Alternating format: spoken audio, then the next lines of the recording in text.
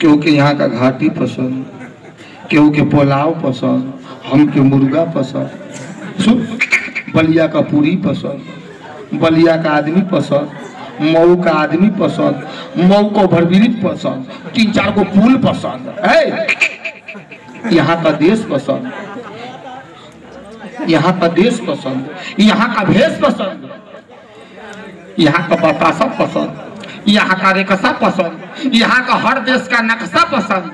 सिमरन हमको तो सिर्फ तेरे दोनों भाइयों के पीछे का बक्सा पसंद।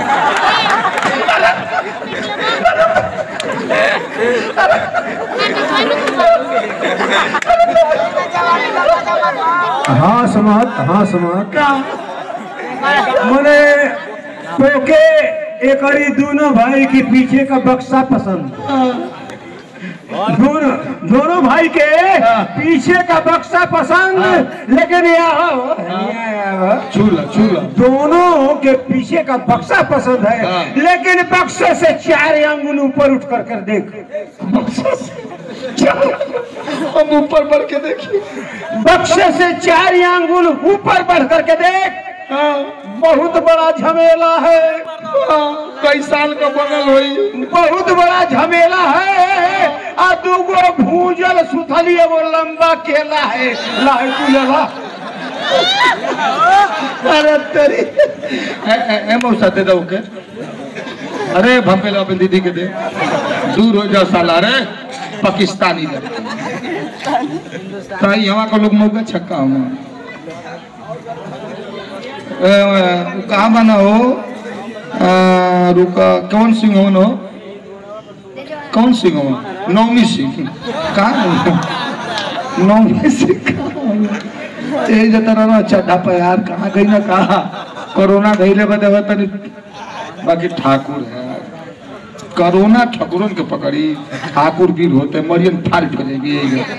हाँ हिंदुस्तानी हूँ अब तू हिंदुस्तान में आयल बारू, बाकी हिंदुस्तान का रीति रिवाज तो के मालूमे नहीं थे।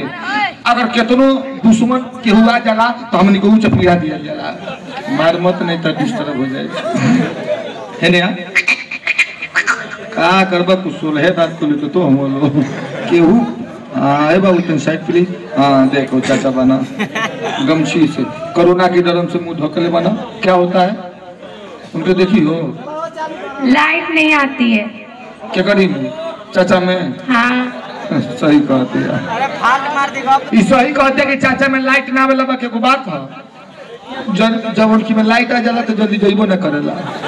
पूछो क्यों, पूछो क्यों? पावर हाउस हो अच्छा पावर हाउस सीधे 11,000 लाइन पैदा करते हैं। कितनी 11,000। जब वो 11,000 लाइन पैदा करना तो जितने लोग खड़ा बैठल बने ट्रांसफार्मर एक कंट्रोल करते हैं, आप कंट्रोल करके 3 गो फेस निकालते देख फेस बैठल बना। पावर हाउस के छोड़ ट्रांसफार्मर के छोड़ फेसवा तनी से जमीन करता नहीं सन तो लप लप तो दूसरा के बोल फ्यूज कर दिया कहली हो कि हमनी के मौका छक्का है। तो सुन हिंदुस्तान की माटी के कहीं ललकार बा, हिंदुस्तान की माटी के कहीं ललकार बा या फचुरिया पीरन का उतार बा। ऐ पाकिस्तानी कटुआ देश सुन हम कटुए नहीं, बाकी फर्क इतना है कि तू पाकिस्तान का है मैं हिंदुस्तान का हूँ। अरे हम कटुए मुसलमान है रे, बाकी थोड़े की तरह नफैता थोड़े है। पाकिस्तानी सुन हिंदुस्तान की माटी के कहीं ललकार बा या भोजपुरिया पीरन का उतार बा। अगर पाकिस्तान अमनी का उतार बा तो हिंदुस्तान ओकरी माई बहन फुआ का भातार बा। मारल जाए डीजे बजा के, मारल जाए डीजे बजा के जेमा गोली चीरा तार पार बा। ए पाकिस्तानी लड़की तोरी साथे ऐसा पिक्चर बनावल जाई जेमा डैनिया भारत ओकर सलवार बा। यहाँ का भोजपुरिया हीरो सुपरस्टार बा, यहाँ का भोजपुरिया हीरो सुपरस्टार बा। ए पाकिस्तानी लड़की यहाँ इज्जत उल्टे वालन का कमी नहीं थे। आसाराम बाबू राम रहीम तैयार बा।